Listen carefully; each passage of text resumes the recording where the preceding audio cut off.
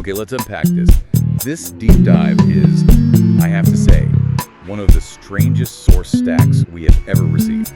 It is wild. I mean, we are threading a needle through totally different worlds here, from the surprising economics of high-end escorting to behavioral genetics. And then detailed dating psychology, and even high-level financial fraud. It's all in there. I mean, we're talking about articles that mention major histocompatibility complex genes, like in the same breath as investment bankers shorting the housing market. Yeah.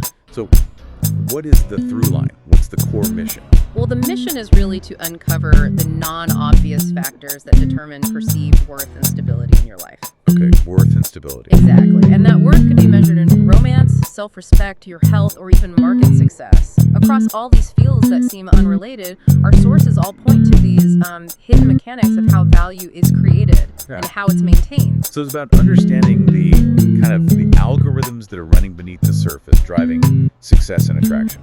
That's it. The stuff happening well beneath what we normally see. All right, let's start exactly where the sources do, with the dynamics of high-end escorting. Because it gives you this really raw capitalist look at what men with immense resources are actually willing to pay a premium for. Right. We assume that a high rate, say $2,000 an hour, is purely for beauty. But the sources reveal that as a very incomplete picture. Oh, completely.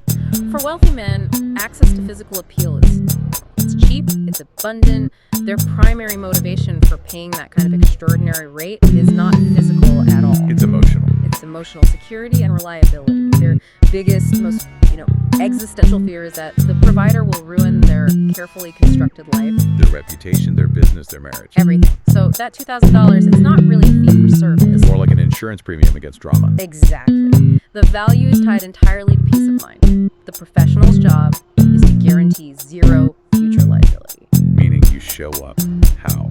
You show up emotionally clear, you're well-rested, discreet, and deeply respectful of the client's time and boundaries.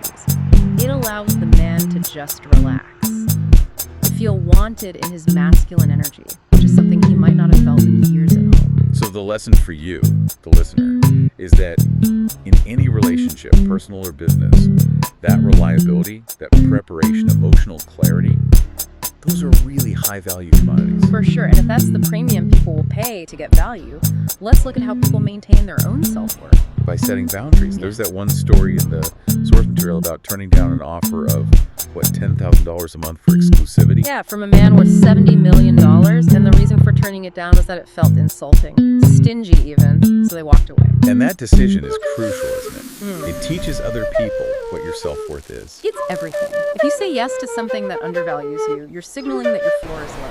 You're essentially telling that man, I accept low effort and low investment. And if they had accepted it, that expectation would have been set. And you'd end up in that awful scenario where years later you get a cheap blender from the clearance aisle for your birthday. Because they believe that's all you require. Saying no protects your value. It earns respect in the long run. This brings us directly to a really painful dynamic covered in the sources. The nice guy problem. The sources explain how men who are dependable and trying to do the right thing often unintentionally teach their partners they can be neglected without any consequence. It's this devastating behavioral reinforcement loop that just creates so much deep resentment. The nice guy keeps providing resources. Paying the bills, doing the chores, being the good husband. All of that even when there's zero affection.